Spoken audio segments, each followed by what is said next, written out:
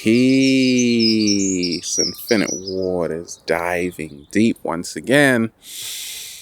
Breathing in that good ass prana, baby. We're out here. We're in nature. Feels good to be alive. We got a question that came in from a woman who said, how does one go about dealing with sexual abuse, sexual assault, maybe emanating from the childhood or even in your adulthood? Whoa, we ain't even had breakfast yet, honey. Can I get a hello there?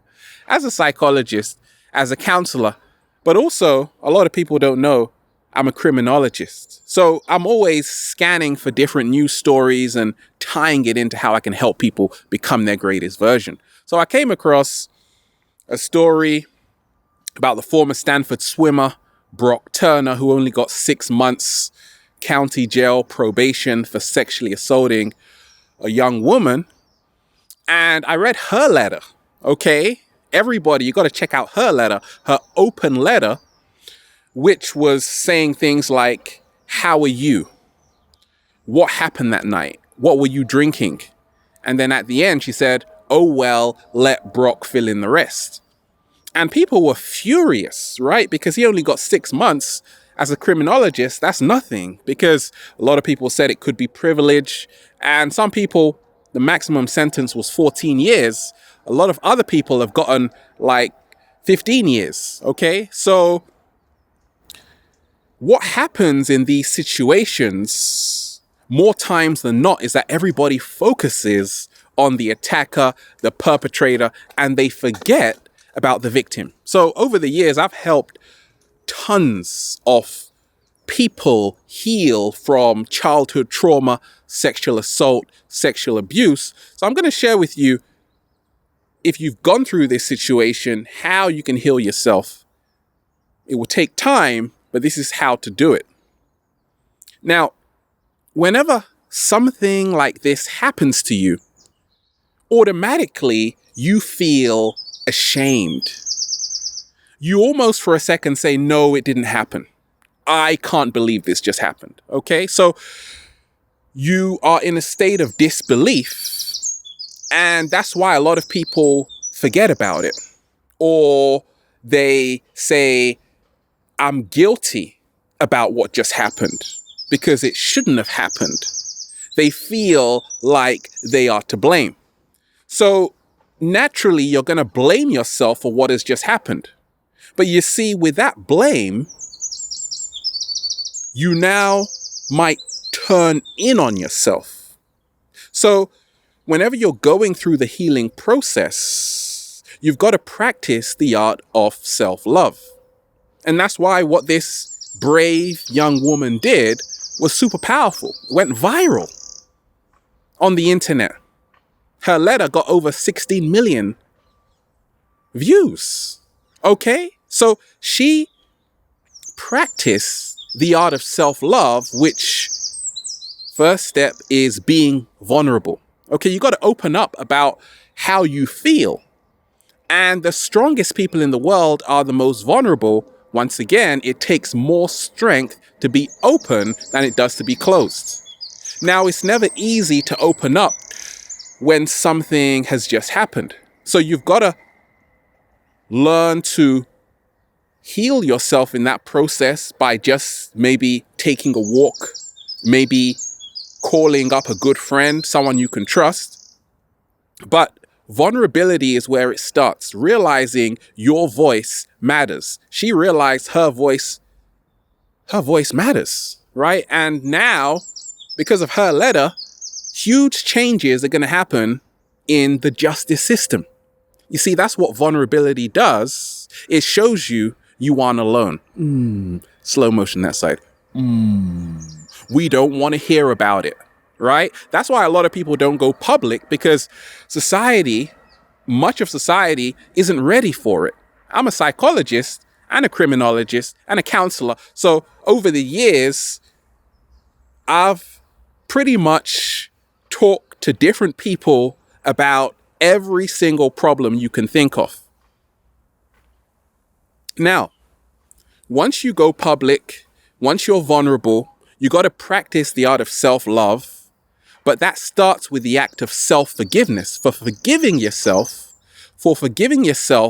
for what's taken place. You see, many so-called victims, we'll come to that term later, just say if something has happened to you, you've been assaulted or whatnot, we think the victims are going to be angry towards the people that did it. No. In the majority of cases, they are angry towards themselves for letting it happen. And more times than not, this is what blocks the healing process because they can't forgive themselves for putting themselves in that situation. Let's turn it around. Let's see how we can heal this, right?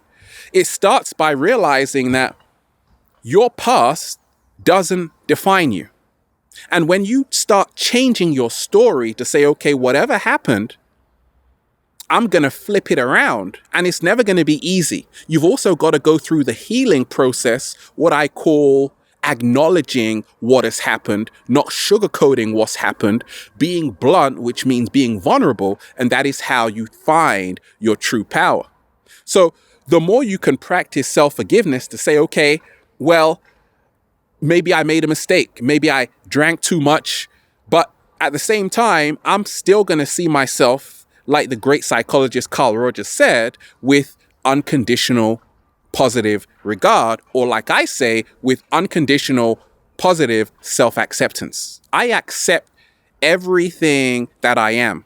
I'm not afraid. I'm not ashamed of who I am.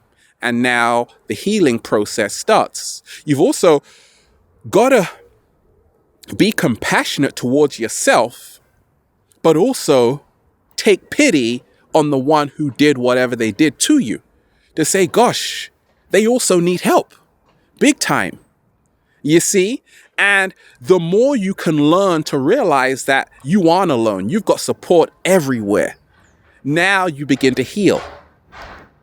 You see, a lot of people feel isolated. They feel there's nobody to talk to. But once you realize your story can actually be an example to other people, people can actually learn from your experiences, you now realize the power of sharing it. And through sharing it, you also learn different ways to heal. So you don't want to zip it. You want to open up about all your experiences, maybe from your childhood, maybe right now, right? And you also want to not consume yourself by thinking of what you could have done differently. Because many times, and I've spoken to tons of people, and this doesn't just happen to women, it happens to men as well. Everybody it could happen to, right? I remember when I was born in London. I've lived in so many different continents. I went to school in Freetown, Sierra Leone, and they have initiation where they conk your head. So I got my head conked. And for me, that was abuse because I didn't sign up for that. I was like, what the hell are you doing? Right? I couldn't defend myself. And even afterwards, I felt very bitter. But I realized that bitterness was stopping my own healing. So I said, okay, I've got to take in consideration their frame of mind. They don't know any better. Maybe if they do, they've still got lessons to learn. But you see, I'm not going to use my energy feeling angry towards whatever they've done. I'm going to use all my energy into healing myself to help me become my greatest version. You see, what happens when society doesn't talk about these subjects? They only grow bigger. They only get bigger, and they only keep happening. So, if you're someone that's gone through a similar situation, reconciliation, she was in court, she was facing the attacker, and she read her statements, right? That's part of self-healing, where you're not hiding, you're exposing yourself. And when you can realize how many other people have gone through similar situations and their voice hasn't been heard, you now become a mouthpiece for the entire generation. Once again, it starts with not being ashamed for what has taken place, not feeling guilty, not blaming yourself, not going in on yourself through self-hatred. You got to practice more self-love. You got to realize sometimes time is the greatest healer, and it is okay. Let me repeat this. It is okay to feel any emotion you are going through. Let me repeat that again. It is okay to experience any emotion you're going through. When it happens, you're going to feel angry, furious. You want to feel that. You want to go through that process. That's the process of healing. Eventually, as you go through it, there will come a time where you will realize that actually, I'm so thankful my letter, my story has been shared.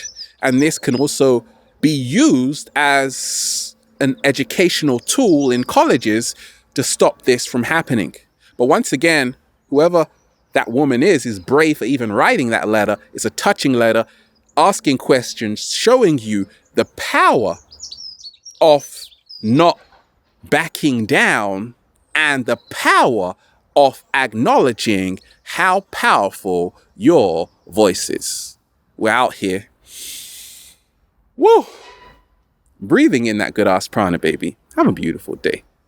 Infinite waters, diving deep once again. Stay well, stay healthy. Peace.